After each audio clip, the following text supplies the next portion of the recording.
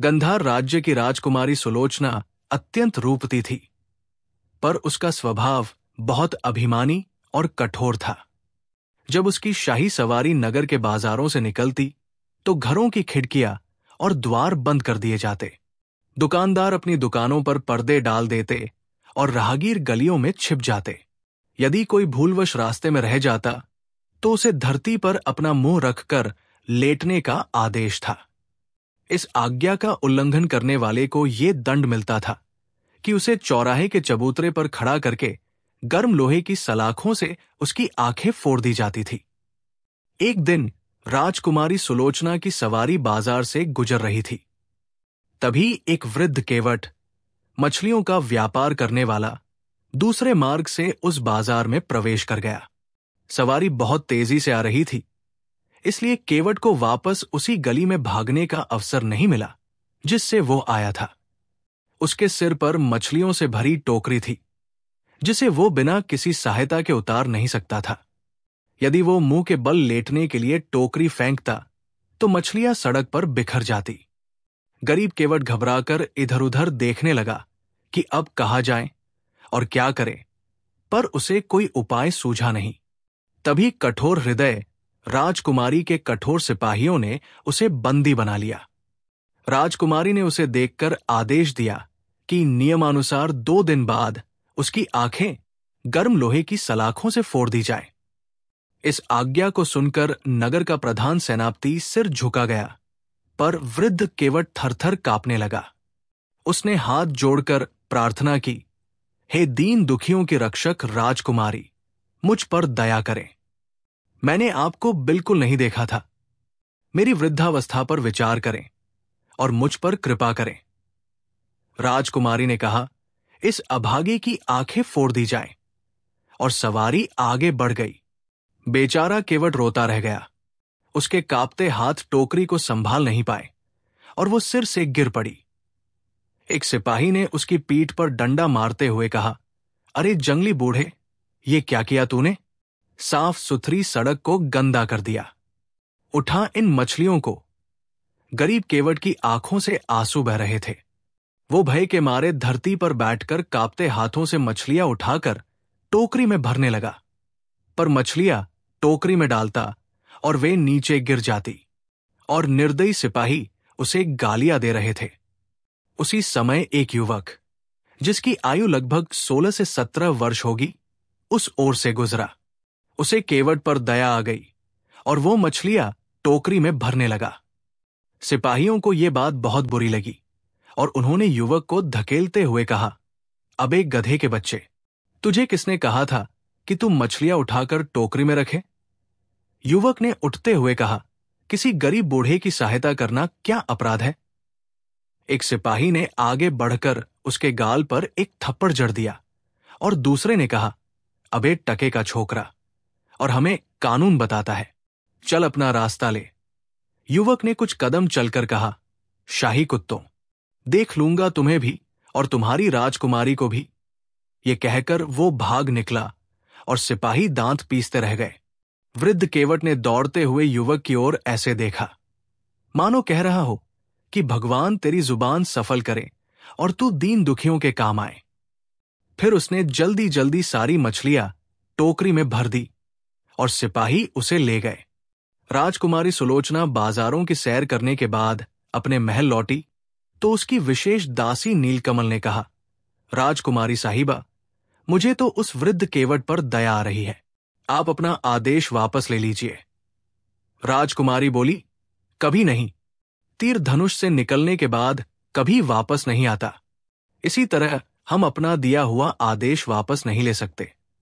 नीलकमल चुप हो गई, क्योंकि वो जानती थी कि यदि राजकुमारी से अधिक बहस की तो स्वयं के लिए भी किसी दंड का आदेश हो सकता है। परंतु वो मन ही मन कहती रही कि ईश्वर करे कोई उपाय निकल आए और केवट की आंखें सलामत रह जाए, अन्यथा वो बेचारा अपाहिज होकर रह जाएगा। राजकुमारी का महल महाराजा के महल से अलग था और उसके चारों ओर बहुत कड़ा पहरा रहता था। मनुष्य तो मनुष्य, कोई पक्षी भी वहां पर नहीं मार सकता था। इसलिए राजकुमारी अपने भव्य कमरे में अकेली सोती और खिड़कियां खुली रखती। उस रात भी वो अकेली सो रही थी कि वो युवक, जिसने सिपाहियों को चेतावनी दी थी, खिड़की के रास्ते भीतर दाखिल हुआ और एक कोने में खड़े होकर हर वस्तु को ध्यान से देखने लगा। उसने देखा कि कमरे के मध्य में एक सुंदर पुष्पदान रखा हुआ है, जिसमें हर रंग और प्रकार के फूल लगे हुए हैं। उन्हीं फूलों में से एक बड़े फूल पर लाल रंग का एक रत्न रखा हुआ था और उसकी चमक से सारा कमरा प्रकाशित था। कमरे में वैसे तो हर वस्तु मूल्यवान और अनमोल थी, पर जो बात उस रत्न में थी वो किसी में नहीं थी। ये देखकर युवक ने आगे बढ़कर रत्न उठाया और अपनी पगड़ी में रख लिया। उसी क्षण वो कमरा अंधकारमय हो गया। वो युवक जिस मार्ग से आया था उसी मार्ग से वापस चला गया। रात के अंतिम प्रहर में राजकुमारी की आंख खुली तो उसे कमरे में अंधेरा दिखा। वो घबराकर बिस्तर से उठ खड़ी हुई और एक एक वस्तु को टटोलती हुई बड़ी मुश्किल से उस जंजीर तक पहुंची, जिसे खींचने से महल की छत पर लटकी हुई घंटा बजने लगती थी। उसने जंजीर को जोर जोर से खींचा और घंटे की आवाज दूर दूर तक फैल गई। दास, दासिया, सेवक और सभी पहरेदार घबराकर राजकुमारी के कमरे की ओर भागे। उधर महाराजा की आंख भी खुल गई और महारानी भी हृदय थामकर बिस्तर से उठ खड़ी हुई और कहने लगी, हाय हाय, मेरी बच्ची को क्या विपत्ति आ गई? चलिए जल्दी कीजिए। फिर दोनों जल्दी जल्दी बाहर निकले और तेज कदमों से राजकुमारी के महल में पहुंचे। वहां हाहाकार मचा हुआ था। राजकुमारी क्रोधित हो रही थी और सभी नौकर हाथ जोड़कर कह रहे थे कि उन्होंने महल में किसी को प्रवेश करते नहीं देखा। महाराजा ने आगे बढ़कर राजकुमारी से पूछा कि यहां कौन आया था और क्या नुकसान पहुंचा, तो उसने कहा, मेरे कमरे से रत्न गायब है और ये सभी लोग कहते हैं कि यहां कोई नहीं आया। महाराजा ने पहरेदारों की ओर देखा तो उन्होंने कहा, महाराज, हम सब एक पल के लिए भी असावधान नहीं हुए और हमने यहां किसी को आते हुए नहीं देखा। महाराजा ने कुछ सोचकर कहा, अच्छा है कि तुम सब जाओ और कल शाम तक चोर को खोजो। यदि वो नहीं मिला तो तुम में से हर एक को कठोर दंड दिया जाएगा। नौकरों के जाने के बाद महारानी ने कहा, मुझे विश्वास है कि उनमें से कोई भी चोर नहीं है। चोर अवश्य बाहर से आया है, इसलिए सुबह होते ही घोषणा करवा दीजिए कि चोर को पकड़वाने वाले को इनाम दिया जाएगा। महाराजा हैरान भी था और परेशान भी, क्योंकि ये पहली चोरी थी जो उसके संज्ञान में आई थी। इसीलिए वो गर्दन झुकाए चुपचाप अपने महल की ओर चल दिया और सुबह होते ही उसने घोषणा करवा दी कि जो व्यक्ति राजकुमारी का खोया हुआ रत्न खोजकर महाराजा को देगा उसे मनचाहा इनाम दिया जाएगा। दूसरे दिन वो दरबार में बैठकर शिकायतें सुन रहा था कि एक सुंदर युवक सिर पर पगड़ी बांधे, भारी और ढीला पजामा पहने दरबार में दाखिल हुआ और सिंहासन के सामने अत्यंत विनम्रता से खड़े होकर प्रणाम किया। महाराजा ने कहा, तुम कौन हो और क्या चाहते हो? वो कहने लगा, महाराज, मैं राजकुमारी साहिबा का अमूल्य रत्न प्रस्तुत करने और घोषणा के अनुसार मनचाहा इनाम प्राप्त करने के लिए यहां उपस्थित हुआ हूं। महाराजा ने कहा, शाबाश, कहां है वह रत्न? उसने अपनी पगड़ी में से रत्न निकालकर अत्यंत आदर से महाराजा को दे दिया। महाराजा उसे देखकर बहुत प्रसन्न हुआ और कहने लगा, अब कहो, इनाम में क्या चाहते हो?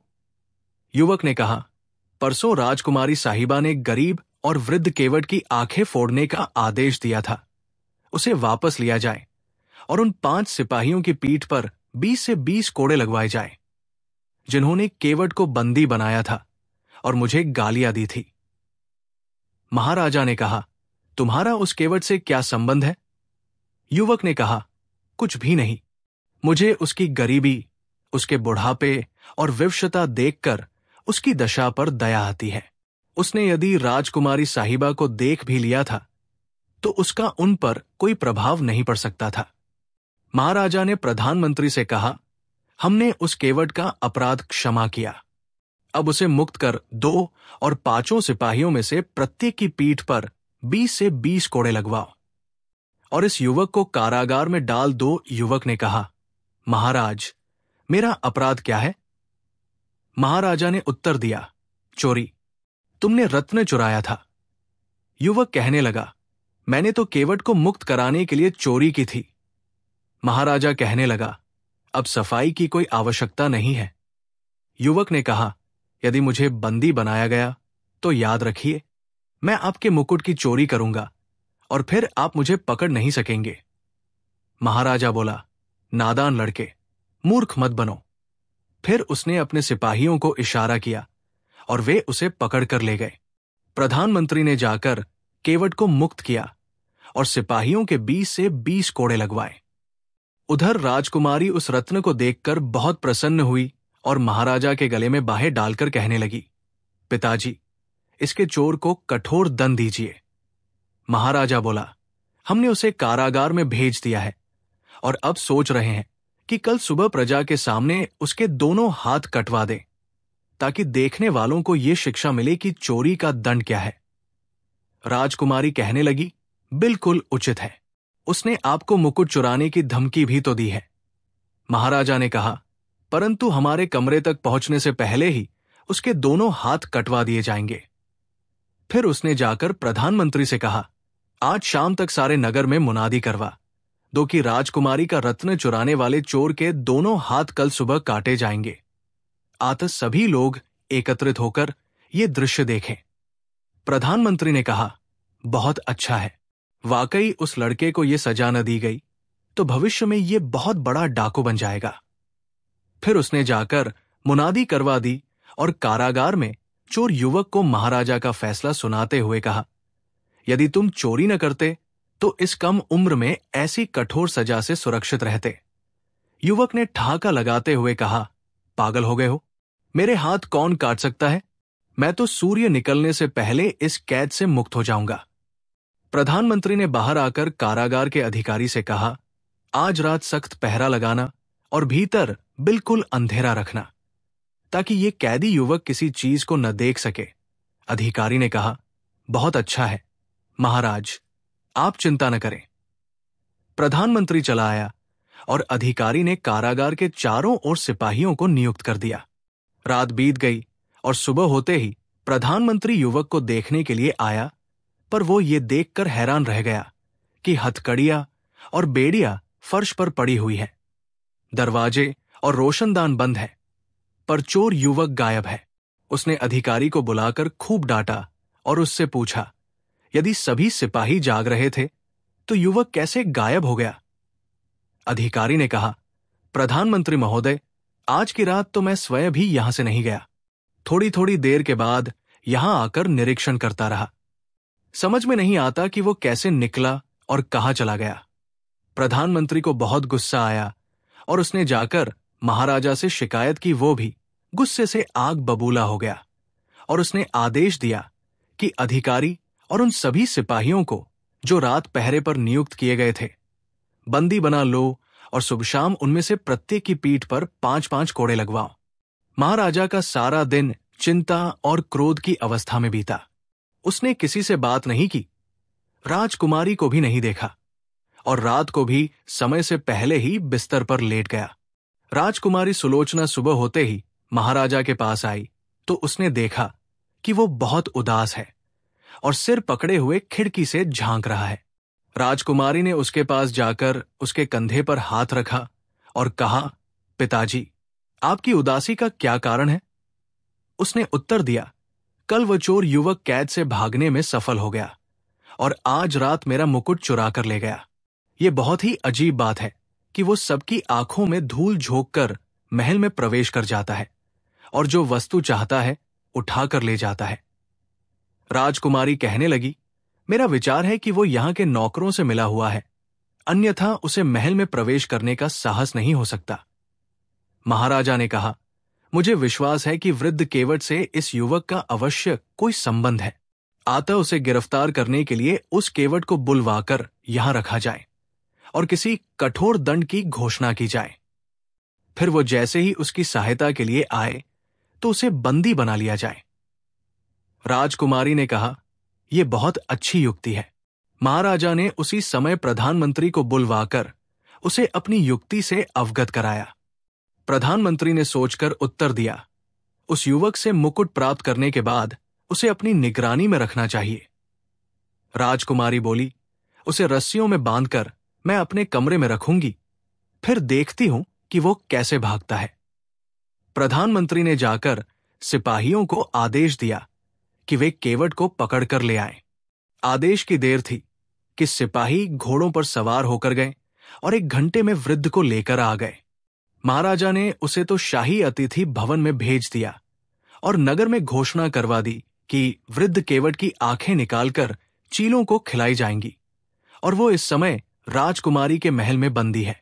इस घोषणा को सुनकर सभी नागरिक दुखी होने लगे। युवक ने जब सुना तो उसे भी बहुत क्रोध आया। कहने लगा कि मुझ पर जोर नहीं चला तो फिर गरीब बूढ़े को निशाना बना दिया, पर अपने उद्देश्य में सफल होना कठिन है। रात के समय राजकुमारी के महल पर बहुत कड़ा पहरा था। महाराजा भी वेश बदलकर नीचे गश्त लगा रहा था कि आधी रात के समय राजकुमारी के कमरे से एक चीख की आवाज सुनाई दी और सारा महल गूंज उठा। महाराजा, प्रधानमंत्री और सिपाही घबराकर बेतहाशा दौड़े और जल्दी जल्दी कमरे में दाखिल हुए। उन्होंने देखा कि राजकुमारी फर्श पर पड़ी हुई है। महाराजा नीचे बैठकर उसका सिर अपनी जांघों पर रख लिया और फौरन ही शाही चिकित्सक को बुलवाया। उसने देखकर कहा, अफसोस, राजकुमारी साहिबा हमसे बिछड़ गई। इन्हें किसी विषैले सर्प ने डस लिया। महाराजा की आंखों से आंसू बहने लगे और वो सिसकियां लेने लगा, हे भगवान, ये तूने क्या किया? मेरी जिंदगी का सहारा एक यही तो थी, इसे भी तूने छीन लिया। सबने महाराजा को सांत्वना दी और राजकुमारी को उठाकर पलंग पर लिटा दिया। उसी समय प्रधानमंत्री की नजर महाराजा के मुकुट पर पड़ी और वो कहने लगा, महाराज, ये देखिए, आपका मुकुट यहां मेज पर रखा हुआ है। ऐसा मालूम होता है कि चोर मुकुट लेकर यहां आया था। फिर उसने कुछ सोचकर कहा, कहीं वही दुष्ट तो सर्प को यहां नहीं छोड़ गया। महाराजा ने उसकी बात पर ध्यान नहीं दिया, क्योंकि उस वक्त उसका हृदय अपनी इकलौती बेटी के गम से फटा जा रहा था। सुबह गंधार राज्य की अभिमानी राजकुमारी सुलोचना को नदी किनारे शाही श्मशान में दफना दिया गया। इस दुखद खबर से सारे राज्य पर शोक छा गया। घर घर में दुख मनाया जा रहा था। दुकानें, पाठशालाएं, न्यायालय, संक्षेप में हर कार्य बंद कर दिया गया। मंदिरों और अन्य पूजा स्थलों में राजकुमारी के लिए प्रार्थनाएं की जा रही थी। दूसरी सुबह महाराजा रईसों और प्रधानमंत्री के साथ अपनी प्रिय बेटी की समाधि पर पूजा करने और फूल चढ़ाने के लिए गया तो उसने देखा कि समाधि खुली हुई है। इधर उधर मिट्टी के ढेर लगे हुए हैं और समाधि में से शव गायब है। यह हाल देखकर महाराजा के हृदय को ऐसा आघात पहुंचा कि वो बेहोश होकर धरती पर गिर पड़ा। लोगों ने जल लाकर उसके चेहरे पर छींटे दिए, पंखा चलाया, फिर उसे होश आया, पर उसके होश ठिकाने न थे। वो एक एक की सूरत इस तरह देख रहा था जैसे वे सब उसके लिए अजनबी थे। प्रधानमंत्री ने आपस में परामर्श करके महाराजा को उठाया और रथ में डालकर महल की ओर रवाना हो गए। शाही चिकित्सक ने महाराजा का उपचार किया और 4 दिन बाद उसके होश कायम हो गए। उसे बेटी के मरने का इतना दुख न था जितना उसके शव के गायब हो जाने का खेद था। इसलिए उसने गुप्तचरों को नियुक्त कर दिया कि शव चुराने वाले का पता लगाएं। गुप्तचरों ने विंध्यनगर में एक जाल सा फैलाकर चोर को तलाश करना शुरू किया, पर उन्हें क्या पता था कि शव का चोर विंध्यनगर से निकलकर गंधार राज्य की सीमा भी पार कर चुका था। वो अपने तेज रफ्तार सफेद घोड़े पर मृत राजकुमारी को रखे हुए अत्यंत तेजी से अवंती की राजधानी उज्जैनी की ओर चला जा रहा था, क्योंकि उसे विश्वास था कि उज्जैनी में उसे शरण मिल जाएगी। वो अत्यंत तेजी से रास्ता तय करता चला जा रहा था, पर यह चिंता उसे बुरी तरह सता रही थी कि नगर के द्वार पर उस शव को किस तरह छुपाएगा। पड़ाव तय करने के बाद जब वो एक छोटी सी बस्ती के करीब पहुंचा तो उसने शव को घनी झाड़ियों में छुपा दिया और बस्ती में जाकर लकड़ी का एक संदूक खरीद लाया और शव को उस संदूक में बंद करके उज्जैनी की ओर चल दिया। रात का समय था नगर का द्वार बंद किया जाने वाला था कि विंध्यनगर का चोर संदूक लिए उसमें दाखिल हुआ। वहां एक व्यापारी खड़ा हुआ था। उसने उसे रोक लिया और कहा, तुमको मेरे यहां 3 दिन मेहमान रहना होगा, क्योंकि मैं हर शुक्रवार की रात को यहां आता हूं और सबसे अंत में आने वाले व्यक्ति को अपने घर अतिथि ठहराता हूं। आज संयोग से नगर में प्रवेश करने वाले तुम अंतिम व्यक्ति हो, विंध्यनगर का चोर, जो उस समय एक शव लिए हुए था। सोचने लगा कि अब मुझे क्या करना चाहिए। यदि मैं इसके यहां अतिथि ठहर गया तो इसे शव का हाल अवश्य मालूम हो जाएगा। परंतु फिर उसे विचार आया कि यदि मैं किसी सराय में गया तो वहां भी ये राज खुले बिना नहीं रहेगा। इससे तो बेहतर है कि मैं इस व्यापारी के साथ ही चला जाऊं। ये सोचकर वो कहने लगा, आप जैसे सज्जन व्यक्ति के यहां अतिथि ठहरना मेरा सौभाग्य है। व्यापारी ने मुस्कुराते हुए कहा, यह मेरा सौभाग्य है कि तुमने खुशी से मेरा निमंत्रण स्वीकार कर लिया। फिर वो उसे अपने साथ अपनी भव्य हवेली में ले गया। वहां उसका घोड़ा तो अस्तबल में भेज दिया और उसे एक सजे हुए कमरे में ले गया और कहने लगा, तुम्हारे लिए ये कमरा है। यहां आवश्यकता की हर वस्तु मौजूद है। तुम्हें किसी प्रकार की तकलीफ नहीं होगी। इस कमरे में खिड़कियां और रोशनदान नहीं है और द्वार भी ऐसा है कि तुम्हें बाहर का शोर सुनाई नहीं देगा। चोर बोला, मुझे मेज पर रखा हुआ ये मयूर बहुत पसंद आया है। व्यापारी ने कहा, इस मयूर में बहुत से कलपुर्जे लगे हुए हैं। वे जिस समय क्रियाशील होते हैं तो ये मयूर नाचने लगता है। चोर कहने लगा, क्या मैं इस समय इसका नृत्य देख सकता हूं?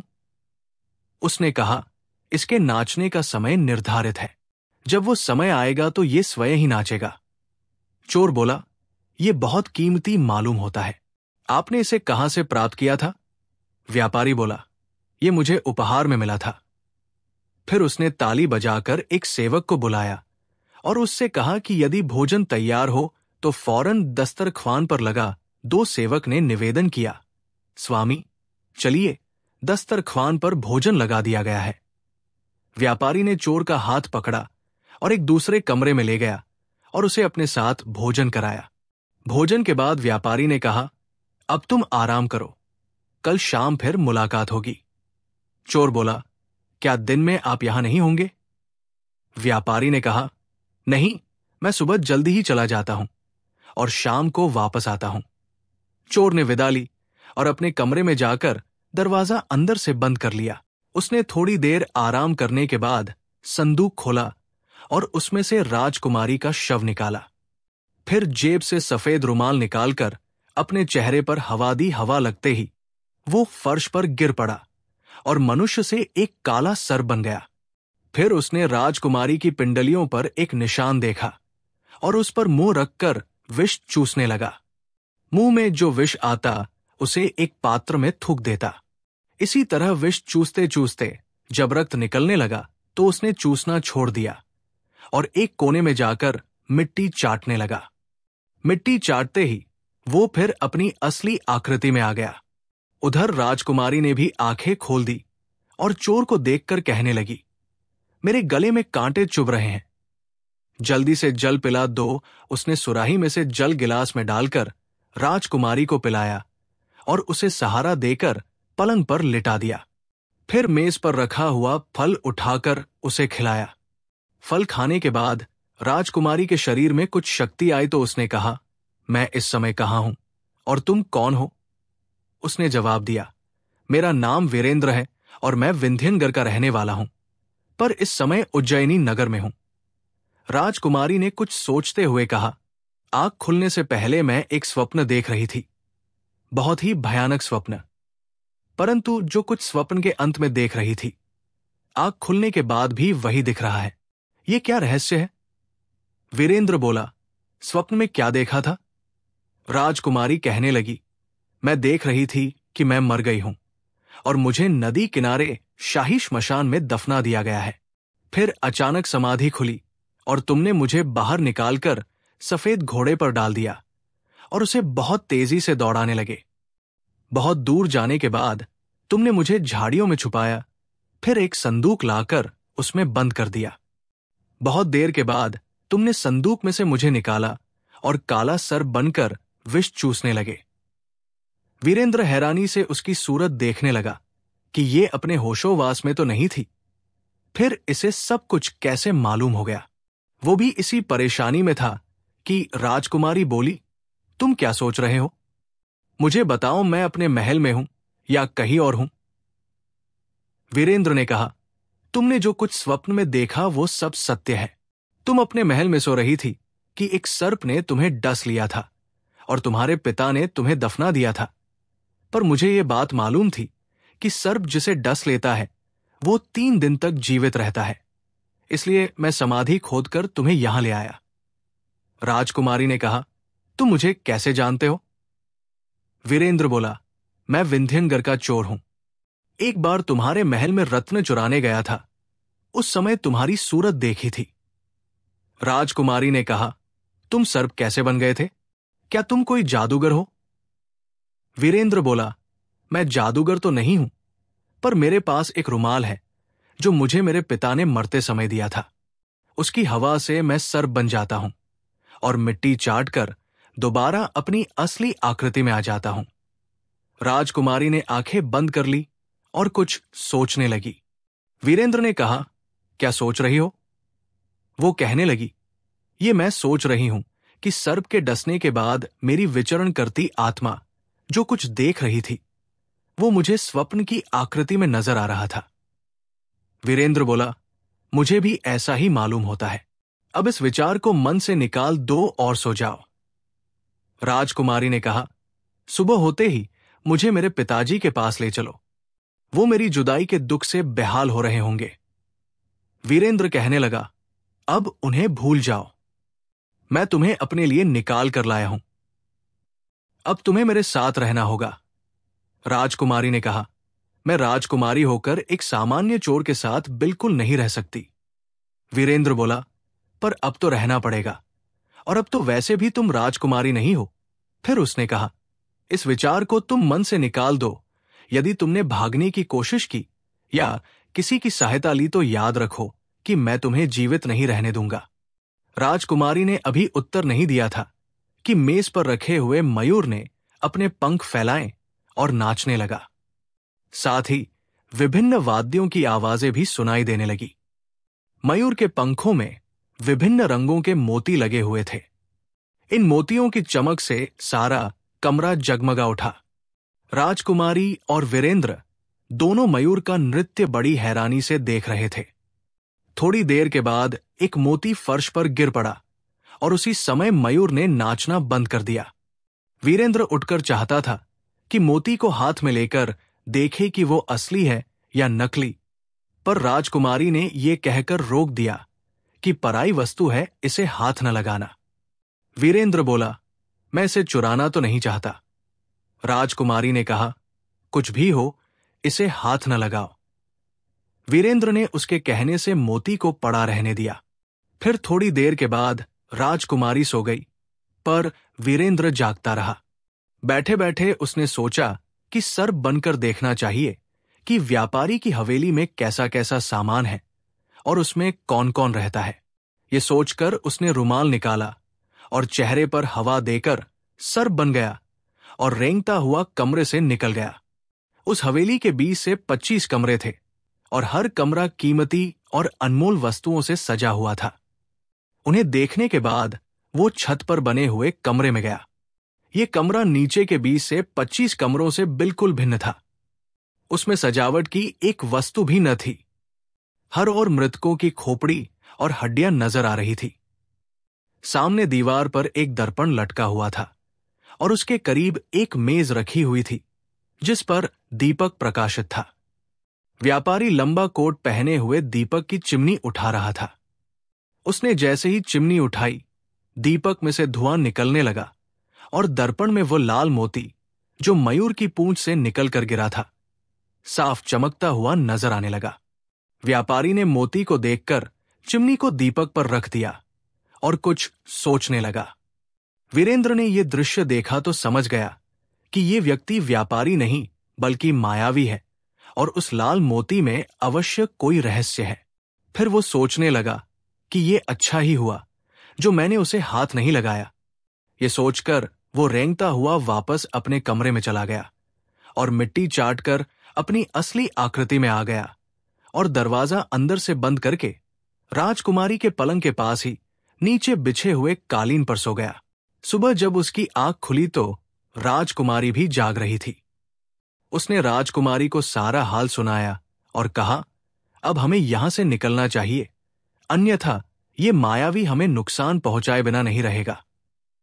राजकुमारी कहने लगी, मैं तो स्वयं भी यहां नहीं रहना चाहती, हमें फौरन विंध्यनगर वापस जाना चाहिए। वीरेंद्र ने अभी उत्तर नहीं दिया था कि मायावी आ पहुंचा और राजकुमारी को देखकर वीरेंद्र से कहने लगा, ये कौन है और यहां कब आई?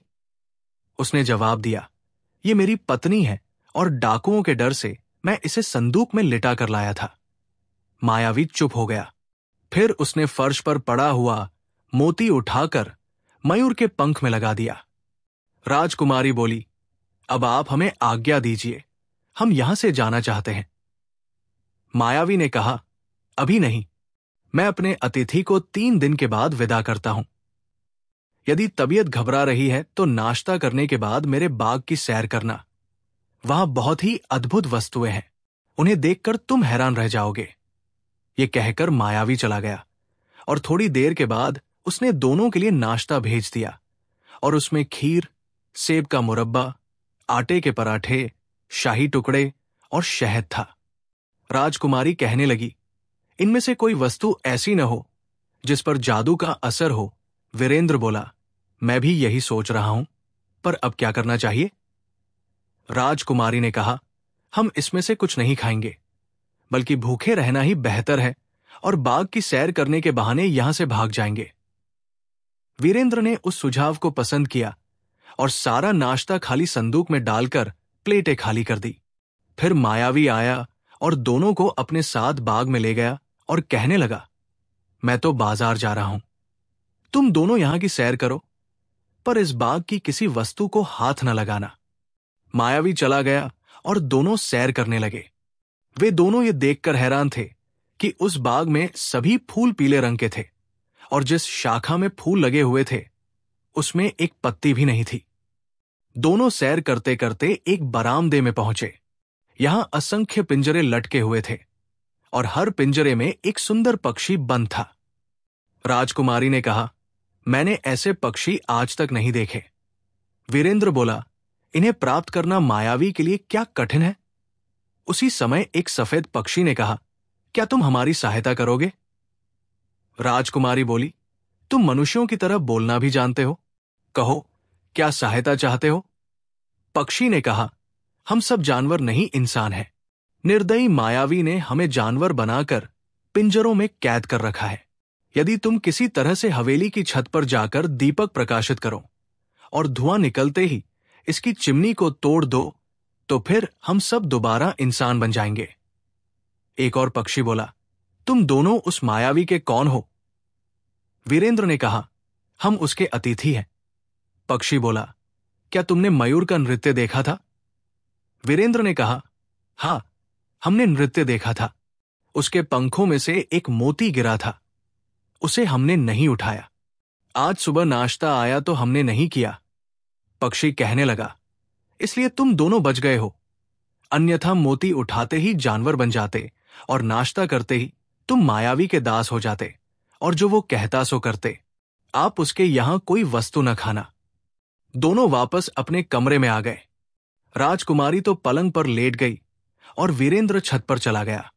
वहां उस वक्त कोई न था, इसलिए उसने दीपक प्रकाशित करके चिमनी उठा ली। उसी समय धुआं निकलने लगा। फिर उसने चिमनी को धरती पर इस जोर से मारा कि उसके टुकड़े टुकड़े हो गए और भागता हुआ नीचे उतर आया। अपने कमरे में गया तो राजकुमारी एक बहुत ही खूबसूरत युवती से बातें कर रही थी। उसने वीरेंद्र को देखकर प्रणाम किया। फिर राजकुमारी बोली, मेज पर रखा हुआ मयूर तो गायब हो गया और ये युवक नजर आने लगा। ये कहता है कि मायावी ने इसे भी जादू से मयूर बना रखा था। वीरेंद्र ने कहा, चिमनी तोड़ने से जादू का असर जाता रहा। अब वे सभी पक्षी भी इंसान बन गए होंगे। मैं जाकर देखता हूं। ये कहकर वीरेंद्र बाग में गया। वहां पीले फूल अब विभिन्न रंगों के हो गए थे और सामने से लोगों का एक समूह चला आ रहा था। करीब पहुंचकर हर व्यक्ति ने वीरेंद्र का धन्यवाद किया और उससे कहा, मायावी की वापसी से पहले पहले हम सबको यहां से चला जाना चाहिए। वीरेंद्र ने उन सब के हालात पूछे तो उसे मालूम हुआ कि उनमें से अधिकांश लोग व्यापारी थे जो अपना सामान बेचने के बाद उज्जैनी आए थे। शेष लोगों में से कोई राजकुमार था, कोई महाराजा जो वेश बदलकर उज्जैनी की सैर करने और यहां के हालात जानने आए थे, और उन सबका कीमती सामान मायावी ने अपने कब्जे में कर लिया था। राजकुमार ने उन सबसे कहा, हवेली में चलकर सब अपना अपना माल समेट लें ताकि किसी को नुकसान न पहुंचे। संक्षेप में ये सब लोग हवेली में गए और अपना सामान तलाश करने लगे, पर थोड़े थोड़े सामान के सिवा कुछ न मिला और उन्होंने अपना नुकसान पूरा करने के लिए वहां रखा हुआ दूसरा सामान भी समेटा। वीरेंद्र ने भी कीमती कीमती वस्तुएं उठाकर अपने संदूक को भर लिया और फिर सबको साथ लेकर हवेली से बाहर निकल गया। द्वारपाल चीखने चिल्लाने लगे, पर किसी ने उनकी न सुनी। ये सब लोग नगर के बाहर निकले और उन्होंने एक जगह डेरा डालकर अपने ठहरने के लिए स्थान बना लिया। फिर उनमें से दो दो चार चार व्यापारी अपना सामान ले जाकर नगर में बेचने लगे। वीरेंद्र ने भी कई हजार स्वर्ण मुद्राओं का माल बेचा और एक ही दिन में खूब धनवान हो गया। उधर मायावी वापस हवेली पर पहुंचा तो द्वारपाल ने कहा, स्वामी, आज सुबह आपके सभी अतिथि अपना धन और सामान लेकर चले गए। हमने उन्हें बहुत रोका, पर उन्होंने हमारी एक न सुनी। मायावी के पैरों तले से जमीन खिसक गई और वो घबराकर सीधा बाग में गया। वहां पीले फूलों की जगह रंग बिरंगे फूल खिले हुए थे और बरामदे के सभी पिंजरे खाली थे। यह हाल देखकर उसका शरीर पसीने से तर हो गया और वो भागता हुआ छत पर बने हुए अपने कमरे में गया। यहां दीपक की चिमनी टूटी हुई पड़ी थी। उसे देखकर उसकी आंखों तले अंधेरा छा गया और वो सिर पकड़कर रोने लगा। हाय, वो चिमनी जिसे मैंने 10 साल की मेहनत के बाद प्राप्त किया था, आज टूट गई। फिर वो उठकर उस कमरे में गया जहां वीरेंद्र और राजकुमारी अतिथि थे। वहां से मयूर गायब था और नाश्ते की वस्तुएं फर्श पर पड़ी हुई थी। अब वो समझ गया कि ये बर्बादी इस युवक की वजह से हुई है। फिर उसने मन ही मन कहा, पर यदि ये अभागा नाश्ता कर लेता तो मेरे आदेश के बिना एक कदम भी नहीं उठा सकता था। पर उस चालाक और होशियार युवक ने न मोती उठाया और न नाश्ता किया। खैर, ये मेरे हाथ से बचकर नहीं जा सकता। फिर उसने अपने कमरे में जाकर ज्योतिषी का वेश बदला और कान में पेंसिल लगाकर हवेली से निकला। लोगों से पूछता हुआ नगर से बाहर चला गया। थोड़े ही फासले पर डेरे थे। वो उनके करीब जाकर आवाज लगाने लगा। उसकी आवाज सुनकर राजकुमारी को जिज्ञासा हुई और उसने ज्योतिषी को अपने डेरे में बुला लिया। मायावी उसकी सूरत देखते ही दांत पीसने लगा कि यही मेरे शत्रु की पत्नी है। मैं इसे बिल्कुल नहीं छोड़ूंगा। इस अभागे ने मुझे तबाह किया है। मैं इसे बर्बाद करके रहूंगा। फिर उसने राजकुमारी का हाथ अपने हाथ में लेकर देखा और कुछ क्षण तक देखता रहा। फिर उसके बाद जेब से एक डिबिया निकाली और उसका ढक्कन थोड़ा सा खोलकर राजकुमारी से कहने लगा, इस डिबिया को आंखों के करीब रखो और मन में प्रश्न सोच लो। उसका उत्तर इस डिबिया के लगे हुए दर्पण में नजर आ जाएगा। राजकुमारी डिबिया को जैसे ही आंखों के पास ले गई, उसमें रखी हुई मूर्छा की दवा श्वास के साथ भीतर चली गई और वो बेहोश हो गई। मायावी ने डेरे से सिर निकालकर बाहर देखा कि आसपास कोई है तो नहीं। फिर उसे कंधे पर डालकर एक चादर ओढ़ा दी और पिछली ओर से बाहर निकल गया और वन की ओर चल दिया। संयोग से उसी समय वीरेंद्र वापस लौट आया। वहां देखा तो डेरा खाली था। उसने पड़ोस के लोगों से पूछा तो उन्होंने कहा, थोड़ी देर हुई एक ज्योतिषी को राजकुमारी ने डेरे में बुलाया था। उसके बाद हमने किसी को आते जाते नहीं देखा। वीरेंद्र को यकीन हो गया कि वो ज्योतिषी ही उसे बहका कर कहीं ले गया है।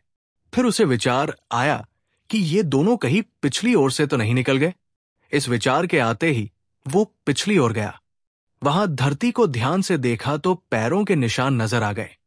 बस फिर क्या था, वो तेज तेज कदम उठाता हुआ निशानों पर चल दिया।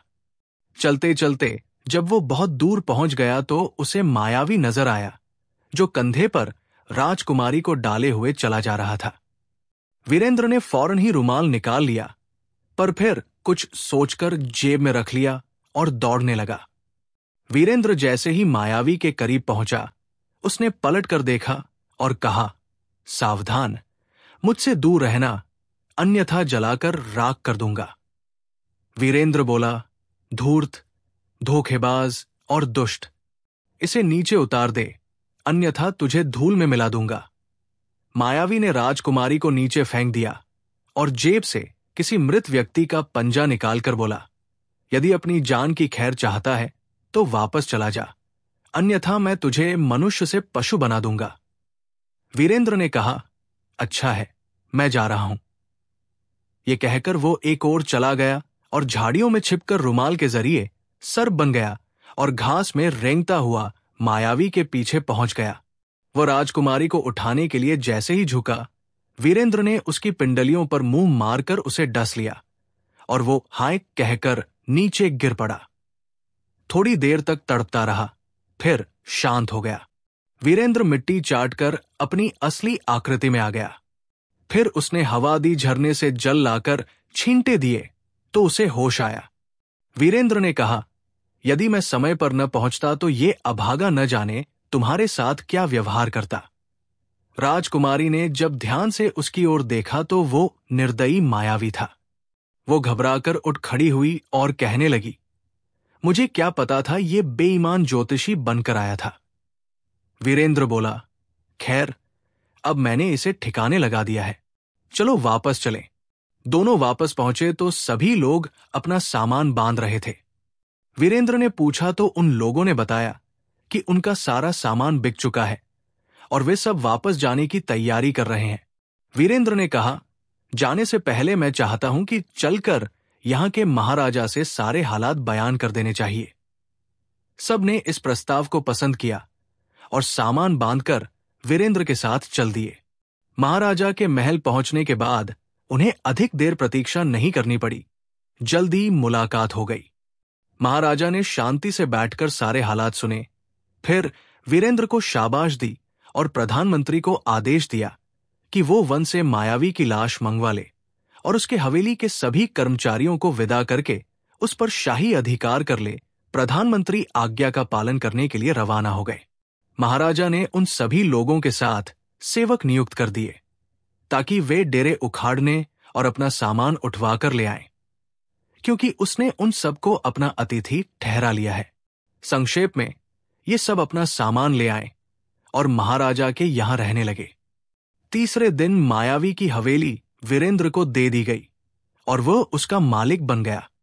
और फिर महाराजा ने उसे और भी जागीरें दी और उसके लिए विशेष भत्ता तय कर दिया, क्योंकि उसने उज्जैनी को बदनामी से और यहां आने वाले व्यापारियों और यात्रियों को मायावी से बचाया था।